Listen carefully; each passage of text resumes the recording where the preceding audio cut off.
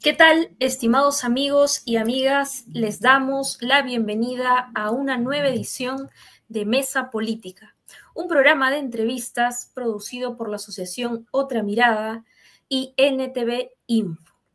En esta ocasión vamos a entrevistar a Germán Alarco. Germán Alarco hace unos días ha presentado un libro muy interesante titulado Inteligencia Artificial, Robótica y Nuevas Tecnologías. ¿Qué retos económicos y sociales giran en torno a ello?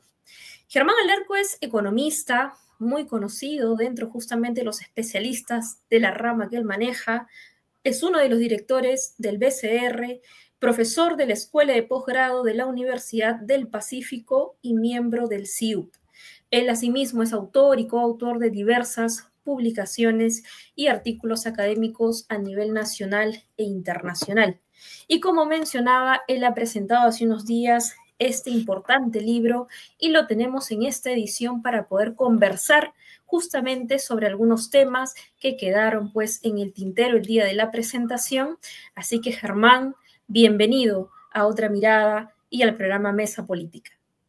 Gracias, Alejandra. Buenas noches a todos los seguidores de Otra Mirada y NTV. Y aquí estamos, pues, para comentar y discutir este nuevo libro. Gracias.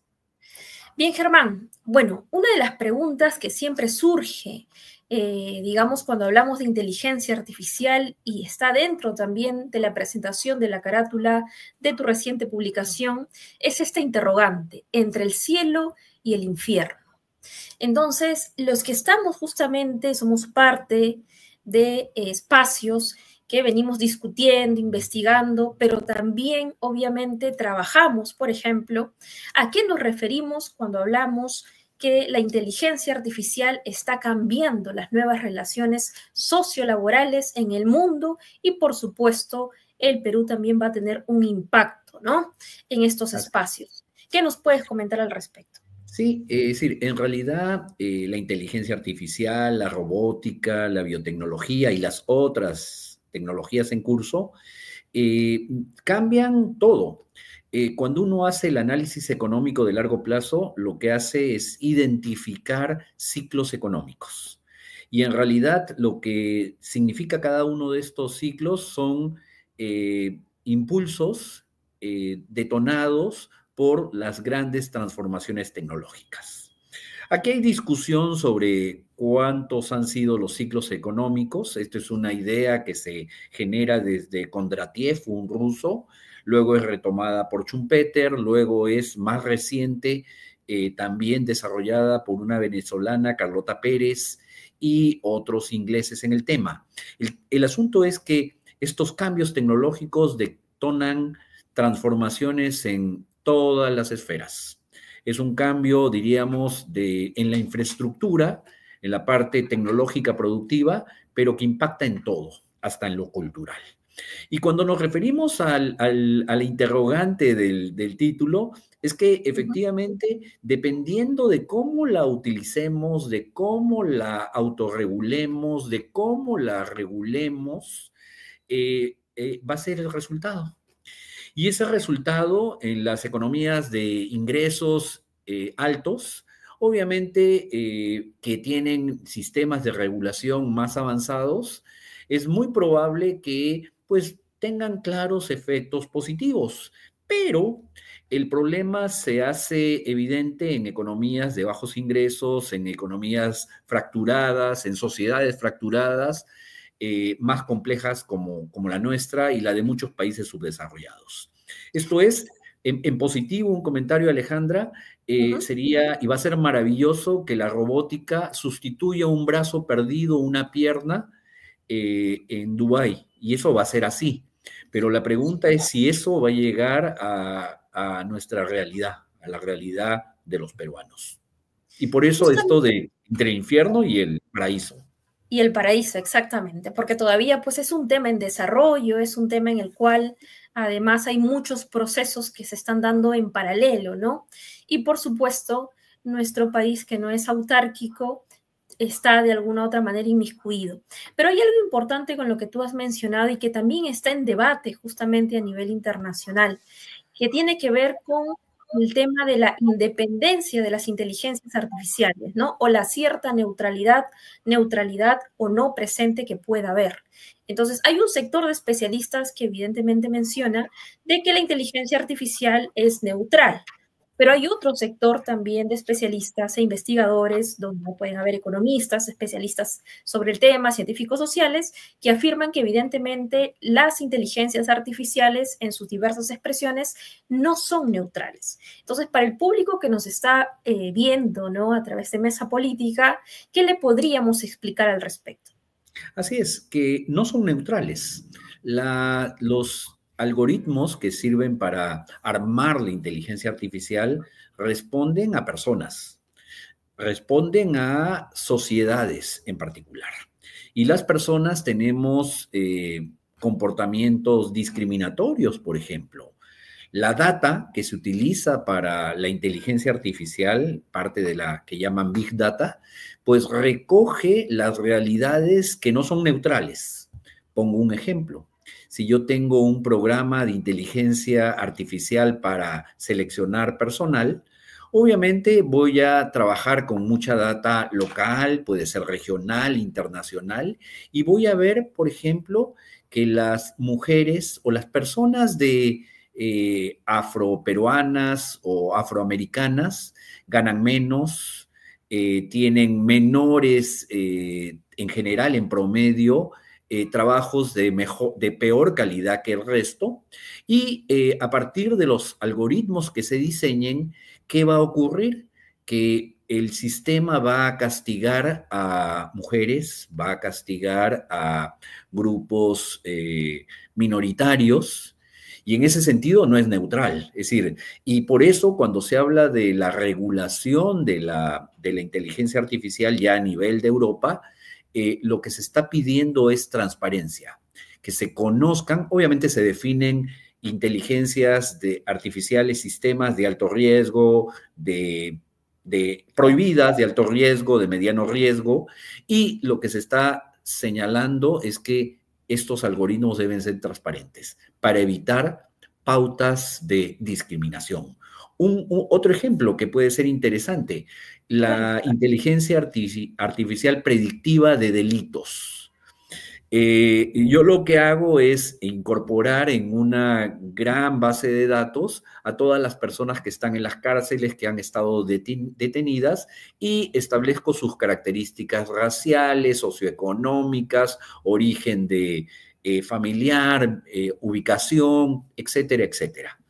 ¿Y qué va a salir? Va a salir que, digamos, una persona que vive en un distrito marginal tiene las mayores posibilidades de delinquir. Pero esto es una función predictiva extremadamente peligrosa y que vulnera la libertad y vulnera los derechos de las personas. Y si esto lo asocio a un programa de contratación de personal, esas personas van a tener menores oportunidades de obtener trabajo y, por tanto, seguir en este estado de situación de precariedad. Entonces, la inteligencia artificial la hacen las personas y utiliza la información actual que recoge, pues, miles de problemas que pueden ser utilizados para proyectar comportamientos futuros que vulneren los derechos de las personas. Claro que sí. Y ahora yendo un poquito a los marcos regulatorios, ¿no? Para quienes también se están informando, tenemos en el país una ley de inteligencia artificial, tenemos una entidad pública que es responsable justamente de poder, digamos, tener gobernanza alrededor, que es la Secretaría de Gobierno y Transformación Digital, y tenemos un nuevo reglamento que se ha, digamos, dentro del marco del diálogo social, se ha distribuido por los canales virtuales para que la ciudadanía en general pues, pueda emitir sus opiniones, sus valoraciones. ¿Qué marcos regulatorios, estimado Germán, consideras tú, y éticos también, ¿no?, deben implementarse o al menos discutirse, ¿no? Así es. Para asegurar el uso justamente de una inteligencia artificial en el país responsable, segura, con justamente los temas que tú habías comentado hace unos minutos? Te comento, en el libro que hemos presentado el martes de la semana pasada, hay una sección, dos secciones, una relativa a propuestas generales y propuestas específicas. La propuesta específica más detallada de regulación la tiene la Unión Europea. Esta fue emitida ahora en agosto del 2024, pero tiene un problema que recién va a entrar en vigor en agosto del 2026. Y aquí hay que anotar que esa diferencia de 2 años puede ser dramática. ¿Por qué? Porque si ya estamos viendo el desarrollo e implementación de estos sistemas de IA, robótica y demás ya, pues 2 años puede ser mucho. La legislación europea yo creo que es interesante. Parte, decíamos hace un momento, de decir hay sistemas prohibidos, estos que manipulen, por ejemplo. Esta inteligencia predictiva para propósito de seguridad interna, salvo excepciones, está prohibida. Es decir, no podemos catalogar a las personas antes de que cometan los delitos. Hubo hasta una película hace unos años atrás sobre eso, ¿no? Donde se quería detener a alguien que probablemente iba a cometer un delito X tiempo después. Eso no tiene sentido. El Perú lo que ha hecho con este reglamento que se sometió a discusión es prácticamente copiar el reglamento europeo, lo cual está bien. Pero el problema que tenemos es que obviamente no tenemos la institucionalidad que tienen los países europeos. Como bien señalas, todo se delega en esta Secretaría de Gobierno y Transformación Digital. Y esta secretaría tiene, que depende de la presidencia del Consejo de Ministros, 30 personas. ¿Cómo 30 personas o 50 van a poder regular este monstruo? Que es, digo, monstruo en el sentido que es un conjunto gigante de sistemas que aparecen sobre pues todas las actividades humanas, no solo productivas, sino de todas. Y en ese sentido, bueno, y se crean otras instituciones. Si no somos capaces de darle poder a una, menos vale la pena pensar en crear muchas instituciones. El reglamento crea 3 instituciones adicionales. Otro problema adicional, Alejandra, es que solo se circunscribe a la inteligencia artificial, pero aquí hay que ver lo que ocurre con robótica, lo que ocurre con metaverso, y eso no está. Esto es, en realidad, se está regulando al 2026 de manera interesante en la Unión Europea un segmento de esta realidad compleja, ¿sí?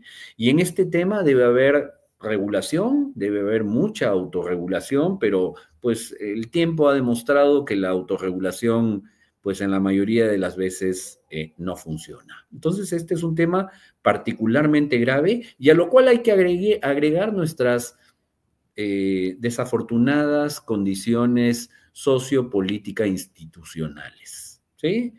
Y en ese sentido, pues obviamente, lamentablemente en el caso de Perú, pues esto de que entre el infierno y el paraíso puede aproximarse más al infierno que al paraíso. Así es muy importante lo que tú haces mención y que está pues contenido también en el libro, y yendo también en esa línea un poco para ir leyendo, digamos, entre comillas, ¿no? Lo que tú haces mención en estas importantes páginas es lo siguiente: hay una institucionalidad débil en materia de la aplicación de la regulación de inteligencia artificial con algunos temas que están todavía en agujeros negros, ¿no? Pero también hay otra debilidad, ¿no? Hay otra problemática.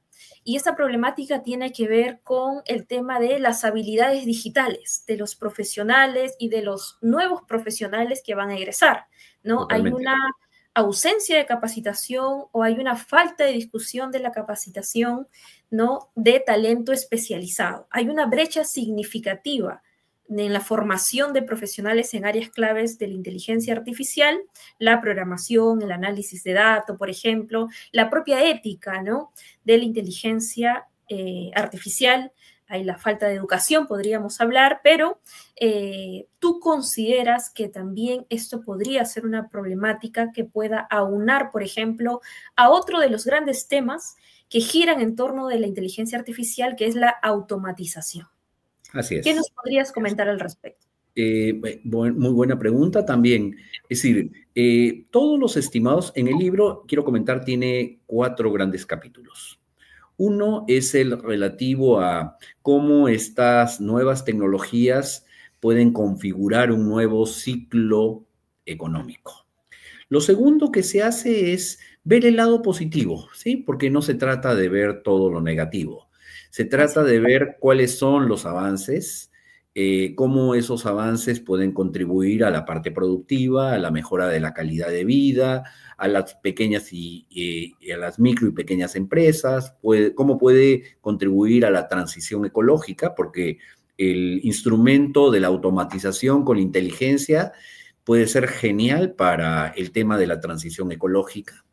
La tercera sección son diagnósticos críticos, en realidad son 5 diagnósticos críticos que van desde qué pasa con el sentido del trabajo, qué pasa con las primeras estimaciones de los efectos sobre el empleo y la distribución del ingreso. Y lo cuarto y quinto es lo que decíamos, propuestas generales y propuestas específicas. Entonces, en ese sentido, lo que tenemos es un panorama más o menos integrado. Y sobre los resultados, es decir, todas las previsiones que se han compilado en la publicación, ninguna, lamentablemente, es positiva de aquí a 10 años. Hasta el Foro Económico Mundial, en su mapa de tendencias y riesgos del 2024, nos dice, en base a encuestas, a empresarios y políticos, que al 2034 la inteligencia artificial, lo dicen exactamente, la inteligencia artificial va a generar efectos adversos sobre el empleo y los ingresos. Entonces, esa es la evidencia y después hay muchos estudios cuantitativos. Y en ese sentido, pues los estados tienen que ser grandes, necesitan recursos y de mejor calidad. Y en ese sentido, como muy bien planteas, se tienen que tener políticas que ya deben estar realizándose para reducir la brecha digital de los ciudadanos, ¿sí? Porque estas son grandes. Entre quienes están capacitados, tienen información, tienen capacidades y habilidades para hacer frente a esto, y entre quienes no lo están. Tienen que trabajar activamente sobre la oferta de trabajo, tratar de implementar programas de reentrenamiento del personal, porque obviamente se van a producir grandes transferencias de adiestramiento en nuevas prácticas, porque sabemos que en lo positivo va a generar algunos nuevos empleos, aunque el balance lamentablemente parece ser negativo. Y en ese sentido, el rol del Estado es fundamental. Y debe tener también un rol activo. En la presentación en la cual tú participaste, intervino al final Modesto Montoya y nos recordaba los esfuerzos de los estudiantes en aplicar estas nuevas tecnologías para cosas muy peruanas. Y eso es fundamental. Esto es, tenemos que tener un centro de innovación, un centro de desarrollo de inteligencia artificial que potencie estas cosas en beneficio con 2 objetivos. Uno, mejorar la calidad de vida de los peruanos y lo segundo, mejorar la productividad y competitividad del sector productivo y un tercero, que me estaba olvidando, avanzar en la transición ecológica, que es fundamental. Entonces, no nos olvidemos que estas tecnologías en su mayor parte vienen de afuera y nosotros las importamos. Pero no solo hay que importar, sino, y hay que hacerlo con mucho cuidado, sino hay que intentar desarrollar estas tecnologías en nuestro país adecuadas a nuestras condiciones, ¿sí? Comento y termino la respuesta a esta pregunta. Acemoglu recuerda que las tecnologías tienen origen en las características hasta demográficas de los países en los cuales se producen. Si en Japón hay un problema demográfico de jóvenes que ingresan al mercado de trabajo, la tecnología es para sustituir y evitar y hacer frente a este problema. Y nosotros la copiamos cuando no tenemos ese problema. Entonces, tenemos que tener mucho cuidado y tenemos que desarrollar mucha de estas tecnologías a nuestro nivel, a nivel local, regional y nacional. Y todo esto requiere un Estado con recursos, un Estado con mejor calidad. Así es, Germán. Estamos llegando casi ya al final de la sesión, pero todavía nos da un poquito de tiempo para hablar justamente de las políticas fiscales, por ejemplo, o tributarias. Y esto es un tema que se habla sobre todo en el sector empresarial, ¿no? Cuando hablamos de regulaciones, cuando hablamos de estándares internacionales y de una economía como la nuestra que es en vías de desarrollo, ¿no? Entonces, ¿cómo pueden, por ejemplo, o qué tipo de políticas fiscales y tributarias en el país podrían ayudar a esta transición que se está produciendo además, porque la inteligencia artificial convive con nosotros ya desde los últimos años, ¿no? Las últimas décadas, pero qué medidas podrían apoyar esta transición, sobre todo de las medianas y pequeñas empresas, ¿no? A modelos económicos basados obviamente en inteligencia artificial, pero con un impacto sociolaboral positivo, ¿no? En aras de lo que tú mencionabas, mejor calidad de vida, acceso a derechos básicos, ¿no? Y cierre de brechas importantes, como por ejemplo la brecha también digital. Así es. Yo te comento que efectivamente todas las estimaciones y los peligros, aún señalados por los empresarios, es menos empleo de calidad, más precarización, porque el aparato productivo moderno tiene menos capacidad de absorción. Ahí vamos también en conjunto con el tema que tú trabajas, de plataformas digitales y demás. Tenemos un grave problema en ciernes que son mayores niveles de desigualdad económica. Para eso, si sabemos que va a haber desempleo, tenemos que invertir proactivamente en recursos para capacitar a las personas, reentrenarla, pero también necesitamos un sistema de salud, un sistema de servicios sociales general y de buena calidad. Y estas actividades implican recursos. Y cuando tú comparas qué pasa con la presión tributaria peruana, con información de la OCDE, del Perú, con respecto a nuestros vecinos, Ecuador, Bolivia, Colombia, Chile, estamos casi 4 puntos porcentuales del PBI menos que ellos. Estamos hablando de que nos falta recaudar 6,000 millones de dólares más. Y en ese sentido, pues ahorita comentamos qué tipo de impuestos.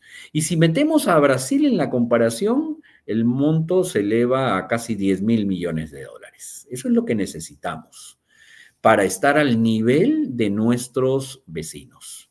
Eso implica un sesgo en la política tributaria y un cambio en la política fiscal. Un sesgo en el sentido de que hay que mejorar la recaudación, pero también hay que aumentar la recaudación de tributos directos. Vemos una paradoja, un sector minero extractivo con grandes utilidades extraordinarias que aportan al fisco, pero que de acuerdo a estándares internacionales deberían aportar más. Y esto debe ir a la par de las políticas de gasto público. Hay que mejorar la eficiencia, hay que reorientarla hacia programas efectivos, ver la gobernanza para que estos sean realmente eficaces, cumpliendo los objetivos establecidos, ¿no? Entonces, la tarea, el reto que tenemos por delante, pues es muy grande, ¿sí? Porque obviamente hay una resistencia feroz de los sectores empresariales y en ese sentido, pues tenemos que convencerlos de que hay que aumentar la presión tributaria. Un tema final. En los países desarrollados están retomando la discusión del salario básico universal, ¿sí? Como un tema para compensar a los sectores que van a perder sus empleos y que no pueden ser readiestrados en otras ocupaciones. Un autor que se menciona mucho en el libro es Susskind. ¿Qué nos dice Susskind? Y eso está en el epígrafe de este libro, y creo que es muy valioso. Dice, el trabajo no es solo un medio de obtener un salario que produce desutilidad, como lo asumen los modelos neoclásicos, sino además es un medio para otros fines valiosos: autorrealización, estructura y sentido de dirección y calidad de la vida misma. Lo que tenemos en ciernes, a diferencia de los otros ciclos tecnológicos, es que se sustituye personas. Y al sustituir personas, pues las desempleamos, las precarizamos.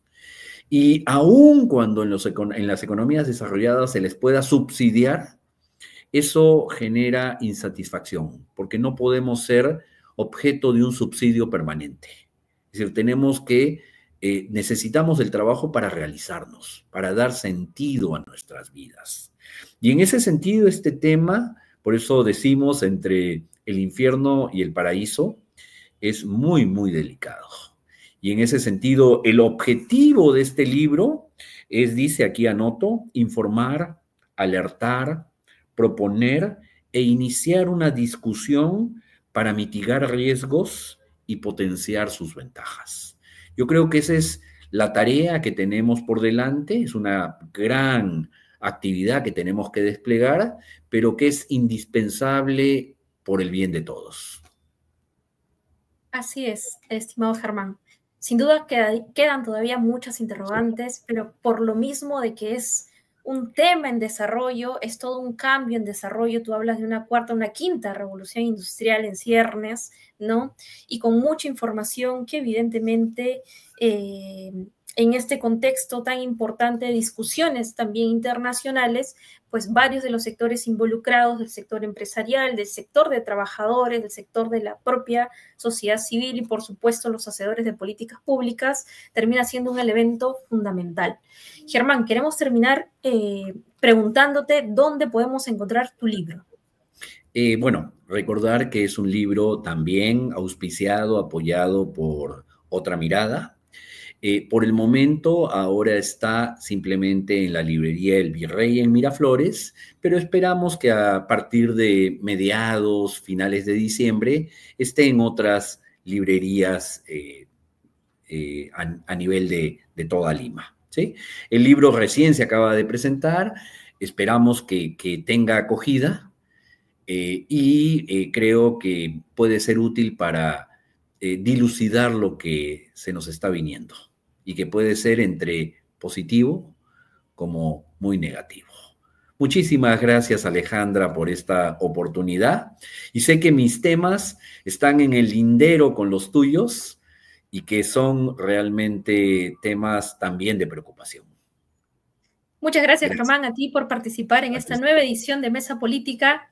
Así es, nuevamente repetimos el título de tu publicación: Inteligencia Artificial, Robótica y Nuevas Tecnologías, retos económicos y sociales entre el cielo y el infierno.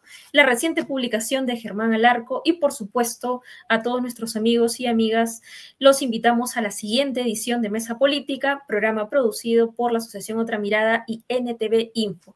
Pueden ver a través de nuestras redes sociales aquí abajo y poder suscribirse y seguirnos en Facebook, en Twitter, en Instagram. Eso ha sido todo por esta ocasión y nos vemos en la siguiente edición.